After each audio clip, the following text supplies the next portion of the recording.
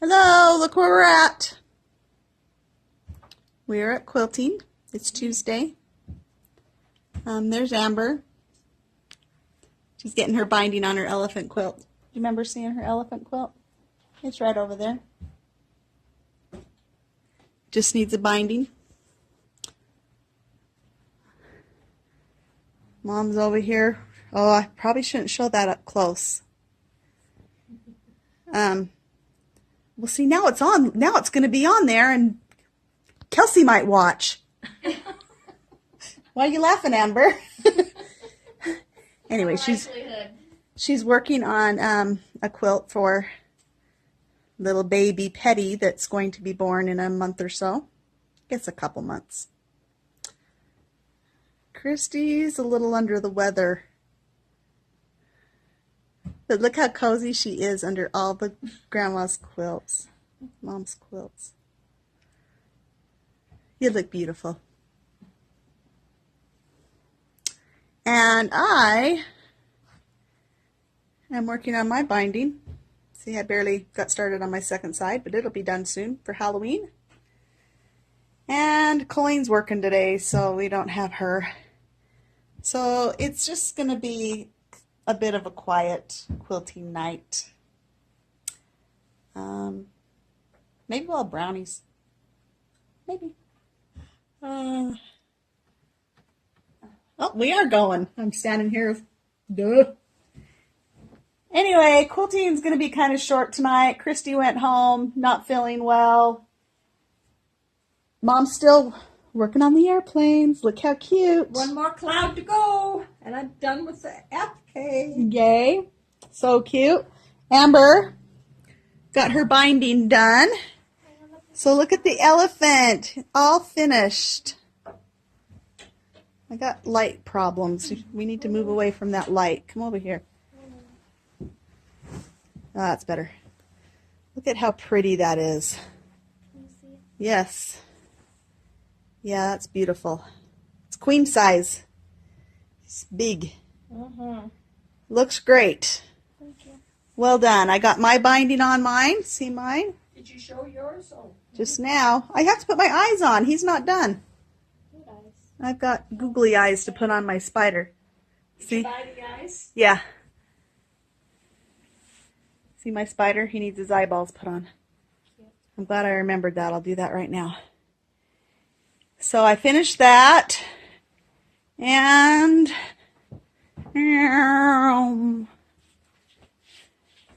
yeah, we had brownies. So all of you who didn't show up to quilting missed out on brownies. They were delicious. I don't know what this one is over here. That's a no nut one. Oh, no, not one. You better take that for the road, Amber. Of course. Anyway, so kind of a quiet night. Next week, Colleen will be back. And it's always fun when Colleen's here. Anyway. And now, Judy's gem.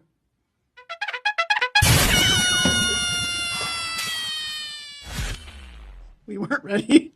We weren't ready. We weren't ready. Now we're ready. Okay, I thought tonight maybe we talk a little bit about precision. And the precision or accuracy in your quilt starts with cutting. And I know that for a fact because I have made many a cutting error. Yeah. And that's kind of the reason I kind of hate to buy kits because I tend to make cutting errors. So I just jotted down a few ideas that have helped me. I usually go and check a couple of times the dimensions I need when you're cutting out pieces or anything.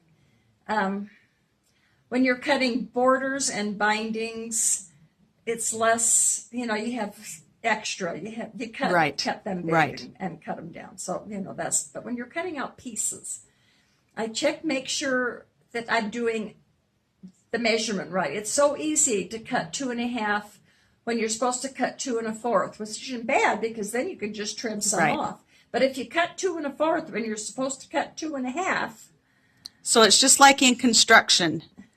Measure twice, cut once. right? Yeah. And then double check to make sure you're reading your ruler accurately. I kind of smile at all of us when we're measuring. We tend to count, even though the ruler says 7 inches, we still tend to go 1, 2, 3, 4, 5, 6, 7. You know, and to make sure we're reading the ruler right. And another trick that kind of helps is to use the smallest ruler possible.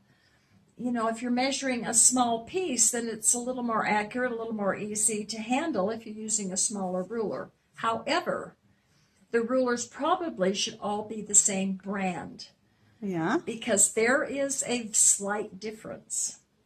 And I had an experience with my very first quilt class, and we were doing a rail fence quilt, which is just 4 strips of 4 different colors that you sew together into a block, and then you turn them different ways to get I got a chevron effect. And I started cutting in the class with her rulers, and she had a whole bunch of rulers that she had used for many years with many classes. And I came home and finished cutting with my brand new ruler, and it made a difference. And mine were, thank goodness, a little bit bigger, but I had to trim almost 2 or 3 threads off of it. She made me trim 2 or 3 threads off of every strip because what I had trimmed out, she told me that I just wasn't competent enough to cut at home. Is what she told me. She says, you will do all your cutting here. But I decided it wasn't my competence. It was her worn rulers compared to my brand new ruler. Had gotten a little smaller over time. A little worn, and there was a little bit of difference. That's and funny. what I was trimming off was pretty small. I'm glad you're not having to go to her house to do all your cutting still. I am very grateful. I finished the quilt. I did not finish the class. Anyway. So, you know, they recommend that you use... Does that make you a quilting school dropout? It does, yes. Yes, it does. She was an interesting lady, and she, you know, she got me started, and I do appreciate that. Anyway, but it's the cutting. The precision really starts with the cutting, and if we get sloppy with cutting, it's all downhill from there on. Right. So I like to buy extra fabric, because I do make some mistakes. Make cutting errors. I try as hard as I do. Right.